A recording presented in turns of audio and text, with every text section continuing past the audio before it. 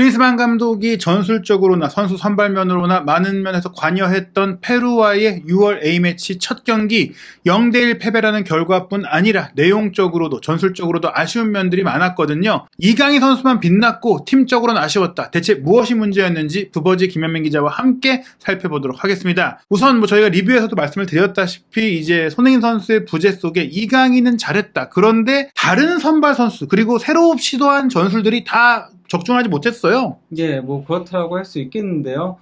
이번 경기에서 또다시 이제 사사이를 들고 나왔죠. 이게 그 벤투 감독하고는 조금 차이가 있는 거죠. 벤투 감독은 항상 미드필더를 3명을 세웠거든요. 예. 반면에 이제 클린스만 감독은 조금 더 이제 압박과 속공을 강화하기 위해서 사사이를 쓰고 대신 이제 이전 두 경기에서는 손흥민 선수를 약간 좀 밑으로 내려서 뛰게 하면서 전체적으로 공격을 주도하는 프리롤 역할을 맡겼었어요. 예, 사실 그 부분들은 손흥민 선수가 뭐 이전 대표팀에서도 연계도 해주고 좀 플레이메이커 역할을 뭐 어떻게 보면 이제 토트넘에서도 나름 하다 보니까 뭐 그래도 경기를 운영하는 데 있어서 도움이 됐었는데 이번 경기는 저희가 프리뷰 때도 말씀드렸던 클린스만 감독이 경기 전 회견에서도 말했듯이 손흥민 선수가 빠진 자리를 그냥 황희찬을 넣고 그 역할을 그대로 맡겨봤는데 이게 전혀 이제 효과를 발휘하지 못한 거죠. 뭐 그것도 있는데다가 거기다가 이제 미드필더 3명을 세우게 되면은 그러면은 이제 커버도 아무래도 용이해지고 또 이제 중원에서의 장악력도 올라가거든요. 하지만 이제 뭐 이재성은 측면에서 뛰고 하다 보니까 사실상 미드필더 2명인데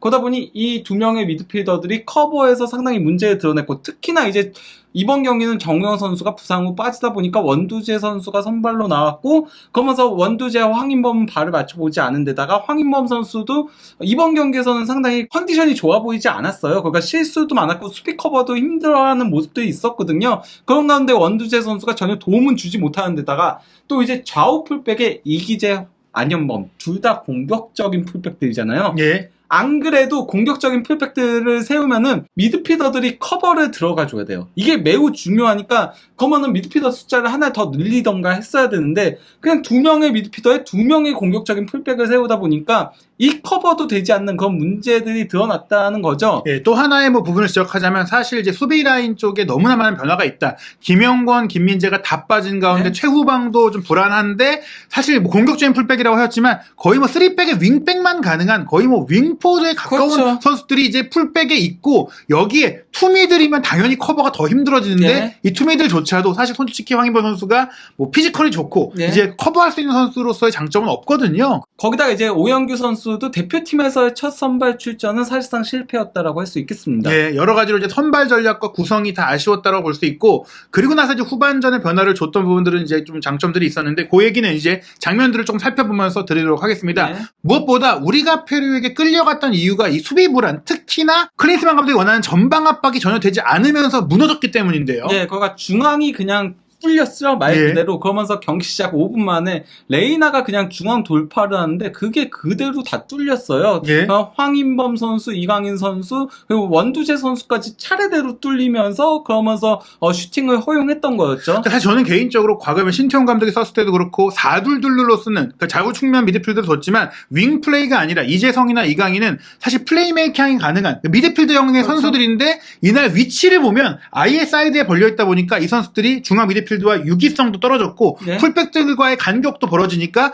우왕좌왕했다. 솔직히 네. 뭐 말씀드리면 오합지졸 같았다. 이재성 선수는 수비 가담하기 바빴고 이강인 선수는 계속 측면을 밟고 다녔거든요. 저희가 지난 영상에서 히트맵을 보여드렸다시피 그러다 보니까 뭐 중앙에서의 커버 같은 것들이 더더욱 힘들 수밖에 없었던 데다가 그래도 너무 쉽게 뚫렸어요. 예. 이 장면은. 사실 이 부분 충격적이었어요. 사실 전술적인 걸 떠나서 1대1에서 쉽게 벗겨졌기 때문에 이렇게 레이나가 혼자 하프라인부터 거의 운전까지 들어와서 슈팅까지 했었고 그리고 나서 곧바로 이어진 장면도 우리가 상대의 압박에 특히 풀백들이 많이 흔들렸잖아요. 예, 그러니까 이거는 안현범 선수의 큰 실수였죠. 예, 아키노가 압박을 오니까 여기서 이제 실수를 범하면서 레이나한테 이제 가로채기를 당했고 거기서 이제 그 게레로가 가마차기 슈팅을 가져갔는데 이때에도 또 이제 원두재 선수가 앞에 있었거든요. 그러면 원두재 선수가 붙었어야 되는데 그러지 못하면서 슈팅을 허용하는 장면이었던 거였죠. 11분경에도 또다시 여기서도 이거는 물론 1차적으로 저는 정승현 선수가 너무 급하게 달려나갔다라고 생각을 해요.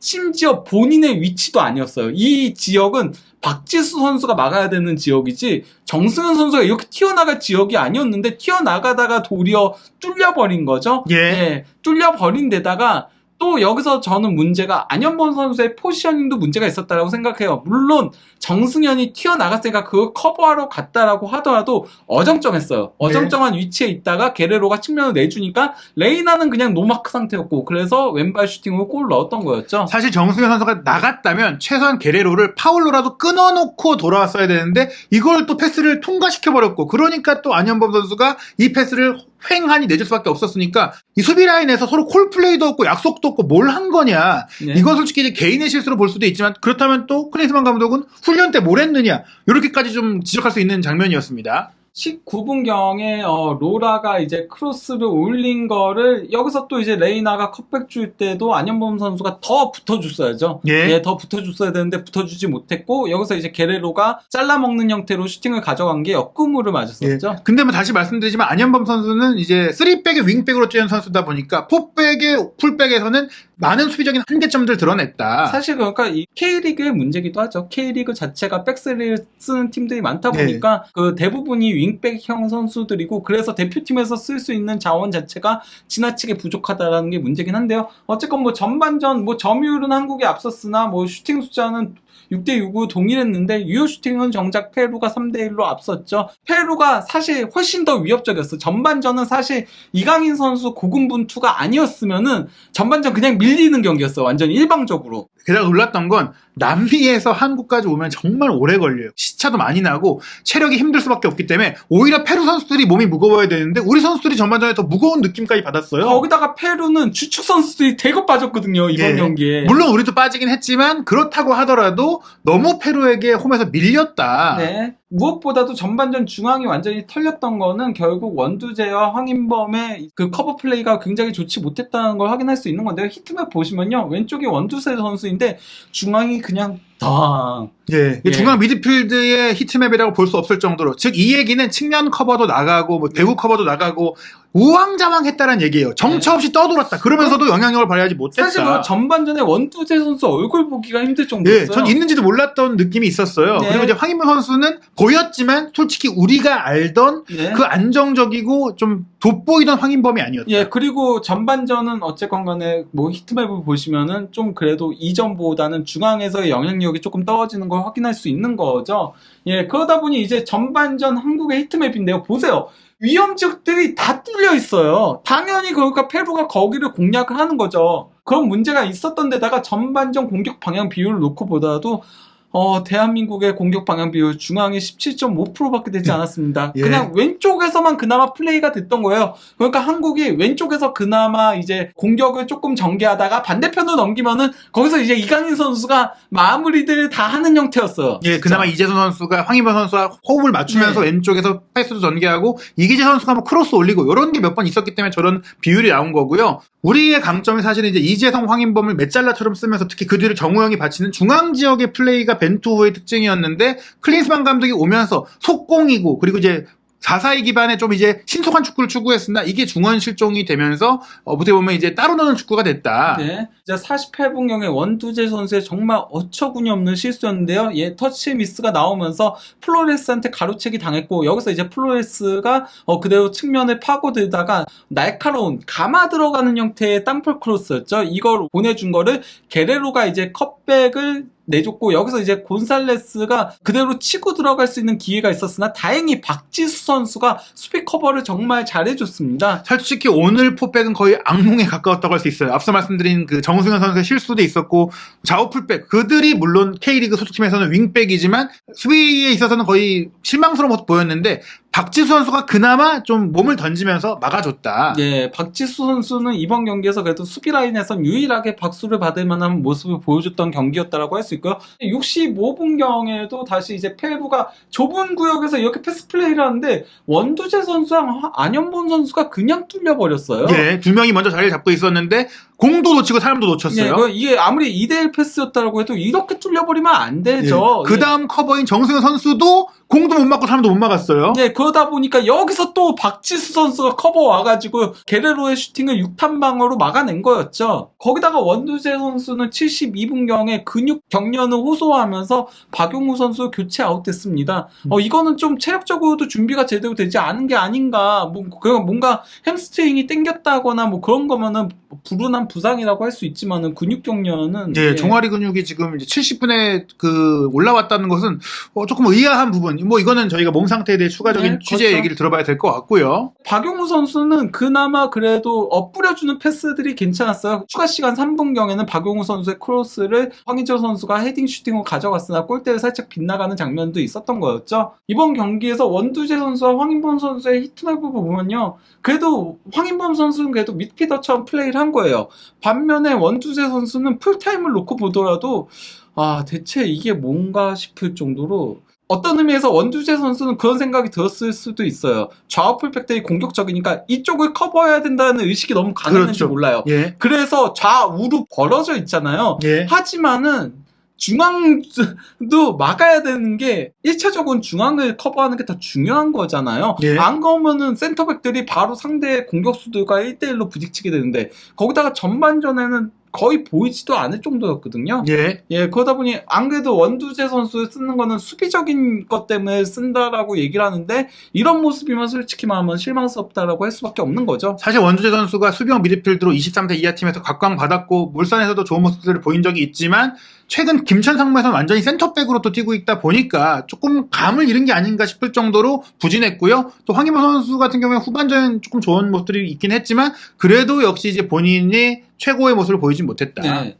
무엇보다도 이제 패스적인 부분에서의 원두재 선수가 정말 실망스러웠어요. 보시면 아시겠지만요. 전진 패스가 거의 없어요.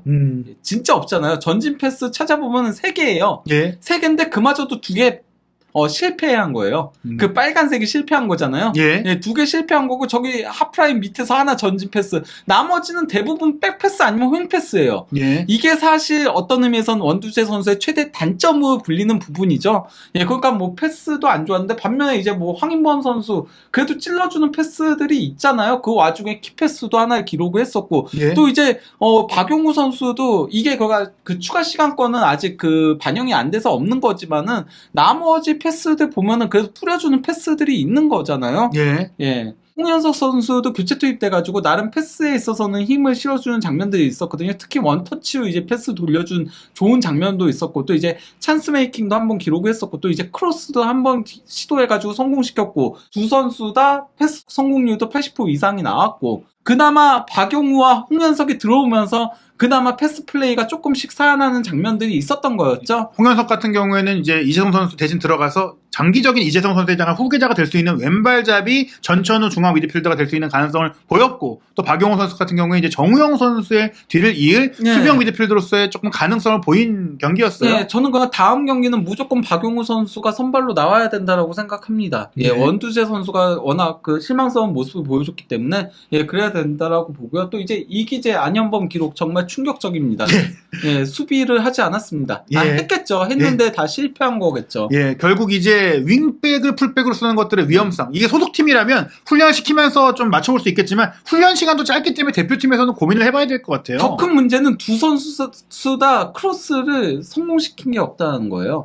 왜냐면 이 선수들을 사실 풀백으로 쓰는 거는 공격하기 위한 건데 그것조차도 통하지 않았다라는 건데 그럴 수밖에 없는 게 수비적으로 불안하면 계속 내려서 할 수밖에 없거든요. 올라가야지 크로스를 올릴 거 아니에요. 문제는 공격적인 선수들을 투입했는데 약점인 수비만 드러나는 플레이들이 이어지니까 공격과 수비가 따로 놀고 우리가 이번 경기를 부진할 수밖에 없었던 건데요. 그러면 이번에는 공격적인 부분을 조금 살펴보도록 하겠습니다. 오영규 선수의 조금 실망스러웠던 플레이들에 대해서 얘기를 하려고 하는데요. 그 이재성 선수가 전진 패스를 줬고 여기서 이제 이기재 선수가 크로스를 올리는 장면이었는데 물론 뭐 이거는 수비가 잘 차단을 하긴 했어요. 수비가 잘 차단을 했지만은 오영규 선수가 조금 더 빨리 침투에 들어갔으면은 좋았을 장면이라고 할 수 있고요. 그래도 이거는 저는 그래도 오영규 선수 뭐 시도 좋았다라고 생각해요. 나쁘지 않았다라고 보는데 이 장면은 정말 심각했었죠. 이강인 선수가 대지를 가르는 패스를 찔러줬잖아요. 예. 그리고 골키퍼와 1대1 찬스였어요. 그러니까 예. 수비도 뒤에 2명이 있었거든요. 예. 그러니까 골키퍼와 1대1 찬스인데 여기서 힘이 들어가면서 아예 빗 맞으면서 정말 이거는 크로스처럼 이상한 데로 날아가고 예. 말았죠. 못 넣을 수는 있지만 이렇게 빗나가서는 안 된다. 그 최소 유효 슈팅은 가져갔어야 되는 장면이었어요. 거기다가 이제 옵사이드도 상당히 많이 걸리긴 했었는데요. 오영규 선수가 사실 여기서 그 황인범 선수의 패스를 받은 이재성 선수의 슈팅 시도가 오영규 선수가 도리어 그 슈팅을 가로막는 형태가 됐죠. 거기다가 옵사이드 위치다 보니까 옵사이드 반칙이 불렸던 거였고요. 62분경에도 황희찬 선수가 이제 압박에 성공시켜서 그대로 이제 측면까지 파고 들어서 크로스를 줬고 여기서 이강인 선수가 패스를 내준 거를 물론 여기서 오영규 선수가 조금 무게중심이 무너지면서 넘어졌다라고 하더라도 슬라이딩 슈팅 가져간 게 이제 골키퍼 정면으로 향한 거였죠. 예, 정말 아쉬운 기회를 여러 번 놓쳤던 오영규 선수고 그러다 보니까 이 장면 직후에 이제 조규성 선수와 교체가 됐는데 이제 이 장면에서 오히려 조규성 선수가 본인이 왜 최근 주전 원톱감으로 평가받는지를 확실하게 보여줬어요. 예, 확실히 조규성 선수가 들어오니까 공중볼에서 이제 강점이 있고 실제 이 전 장면에서도 공중볼에서 계속 위협적인 장면들을 연출을 했었거든요. 예, 그러다 보니 이제 상대 선수들이 조규성을 의식할 수밖에 없었고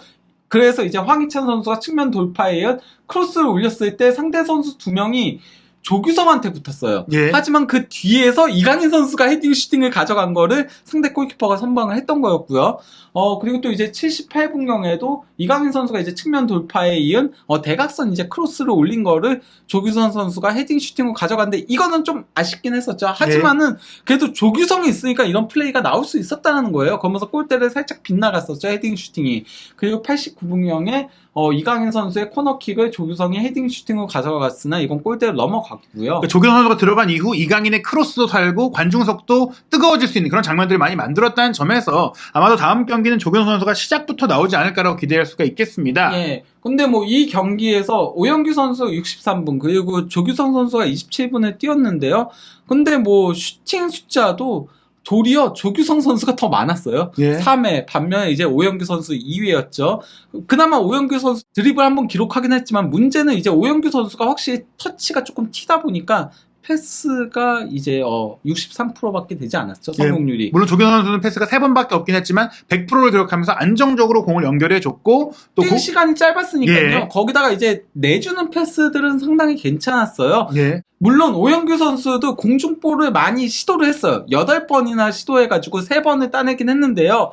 하지만 성공률이 떨어지잖아요. 반면에 조규성 선수는 공중볼 2회 시도해가지고 2회 다 따냈고요. 이게 슈팅들이 다 헤딩이었잖아요. 그렇죠. 근데 슈팅은 이 공중볼에 빼거든요. 예. 그러니까 실질적으로 공중볼을 5번 따낸 거나 마찬가지인 거예요. 예, 공중볼의 제왕이라는 것을 다시 한번 보여주면서 대표팀의 9번 경쟁에 있어서는 이번 경기를 통해 조규성 선수가 조금은 앞서가는 상황이 된 것 같습니다. 예, 황희찬 선수도 전반전에 이제 프리롤을 하다 보니까 도리어 거기서 어떻게 플레이해야 할지 모르고 밀려났어요. 예. 계속 밀려나다 보니까 전반전 히트맵 보시면 아시겠지만은 도리어 이거는 수비형 미드필더처럼 형성이 됐거든요. 내려와서 플레이가 된 거예요. 정처 없이 떠돌았다. 예, 하지만은 측면으로 가니까 확실하게 공격적인 플레이들을 하면서 그러면서 후반전 한국의 공세를 이끌었다라고 할 수 있겠는데요. 전반전과 후반전에 슈팅, 키패스 그리고 드리블 맵을 합친 건데요. 삼각형이 이제 드리블인 거고 근데 초록색이 성공, 빨간색이 실패 그리고 네모난 게 키패스고 동그란 게 이제 슈팅인 건데요. 전반전 슈팅 한 번 했는데 그게 수비한테 막혔고 그리고 키패스 한 번 기록을 한 거고 드리블을 2회 시도를 했는데 다 수비 진영에서 했죠. 예. 그리고 하나는 성공했고 하나는 위험 지역에서 도리어 여기서 솔직히 위험했어요. 이때 예. 완전히 실점할 뻔한 위기가 나왔었거든요. 이런 플레이가 나온데 반해 후반전에는 드리블 3번 시도해가지고 2번 성공시켰고 다 공격 진영이었고 예. 그것도 저기서 이제 슈팅들이 나왔었던 거였고 또 이제 그 찬스 메이킹 한 번도 상당히 위협적으로 박스 안으로 줬고 슈팅도 페널티 아크 빅찬스인 거죠. 결국 이 경기를 통해서 황희찬 선수를 중앙 혹은 2선으로 두기보다는 측면 공격수 윙어로 써야 된다는 것이 명확하게 드러났다고 할 수 있겠습니다. 그리고 마지막으로 그냥 박지수 선수. 왜냐면 이 경기에서 그래도 좋은 활약을 펼친 몇 안 되는 선수 중에 한 명이어서 기록을 조금 살펴보려고 하는데요. 이 경기에서 일단 뭐 슈팅 차단 3회, 클리어링 2회, 그리고 태클 1회 기록했고 볼 경합 승률 100%. 예. 예. 그리고 또 이제 패스 성공률도 91%를 기록을 했어요. 또 제 수비 지역에서 공격 지역까지 단번에 넘어가는 패스까지도 기가 막히게 연결을 했기 때문에 네. 이번 경기는 박지수 선수가 앞으로 대표팀의 이제 주축 센터백 중 한 명이 될 거라는 기대감을 좀 보여준 것 예, 같아요. 안 그래도 김영권 선수가 이제 나이가 네. 들었기 때문에 더더욱 어느 정도는 물론 박지수 선수도 나이가 좀 있지만요. 그래도 어느 정도 징검다리는 할 수 있겠다는 기대감을 준 데다가 리커버리도 상당히 위험 지역에서 리커버리가 2번이나 그것도 박스 안에서 2번이나 있고 또 이제 뭐 공격 진영에서도 한 번 기록을 한 거였죠. 그리고 이거는 이제 수비 맵인 건데 태클도 박스 안에서 기록을 했고 예. 또 이제 슈팅 차단 2번 다 박스 안에서랑 하나는 이제 바깥에서 그리고 클리어링도 다 박스 안에서 정말 위험한 상황들을 박지수 선수가 그래도 다 커버를 해줬어요. 예, 다시 한번 말씀드리지만 김영권 선수는 센츄리 클럽도 가입을 했고 어떻게 보면 이제 아시안컵을 끝으로 이제 대표팀의 경력은 이제 마무리되어가는 상황인데 김민재 선수의 파트너로 이제 또 다른 유럽파인 박지수 선수가 이번 경기에 가능성을 보인 것은 그나마 긍정적인 예. 성과라고 할 수 있겠습니다. 사실 그러니까 이번 경기를 보면서도 자꾸 그렇게 나누면 안 되는 거긴 한데 유럽파 선수들이 확실히 그래도 다르긴 다르더라고요. 예, 유럽에서 하고 있는 경험도 있고 물론 이 선수들이 K리그에서 잘해서 또 그렇죠. 인정을 받고 예. 간 선수들이고 지금 K리그에 있는 선수도 이런 잠재력이 있지만 더 좋은 경험을 위해선 좀 더 많은 노력과 또 이제 도전이 필요하다. 그리고 박지수 선수도 나가서 더 발전한 모습을 보니까 그것도 나이가 들어서 나갔는데도 발전하는 걸 보면은 한국 선수들이 조금 더 유럽 진출을 적극적으로 추진해야 되는 게 아닌가라는 생각이 들긴 했어요. 실제로 박지수 선수가 이제 중국에도 갔다 왔고 그런 가운데 다른 뭐 중동이나 중국 팀에 갈 수도 있었지만 조건을 포기하고 유럽에 진출한 거거든요. 네. 이런 것들이 또 한국 축구의 발전에 큰 역할을 하고 있습니다. 이번 경기 비록 클린스만 감독의 선택이 아쉬웠지만 그래도 후반전에 내렸던 포메이션 변화라든지 선수 교체라든지 이런 것들은 분명히 좀 가능성을 봤던 것 같거든요. 근데 후반전에 그 변화들이 결국은 벤투호로 돌아간 거예요. 그렇죠. 예, 그래서 그런 부분들이 굉장히 아쉽죠. 뭔가 그래도 클린스만 감독이 와가지고 변화를 모색했을 때 그게 조금 갔으면은 조금 더 발전적인 형태로 갈 수 있는데 기승전 벤투 축구가 되는 거거든요. 물론 벤투 감독 때 너무 좋았죠. 근데 그러면은 감독 바꾼 이유가 없잖아요. 그럼 벤투 감독은 그냥 가는 게 나았죠. 그래서 완성도를 높이는 게 더 나았죠. 클린스만 감독에 대한 평가와 판단은 좀 더 지켜봐야 될 것 같고요. 네. 특히 이제 6월 20일 화요일 저녁 8시 대전 월드컵 경기장에서 엘살바도르와의 경기도 있는데 물론 페루보다 약한 상대이지만 또 이 경기를 통해서 우리가 아쉬웠던 점들을 어떻게 보완하고 또 어떤 축구를 보여줄지 지켜봐야 될 것 같습니다. 한준TV와 함께 카타르 아시안컵 우승에 도전하는 한국 대표팀 클린스만호의 여정도 확인하시기 바랍니다.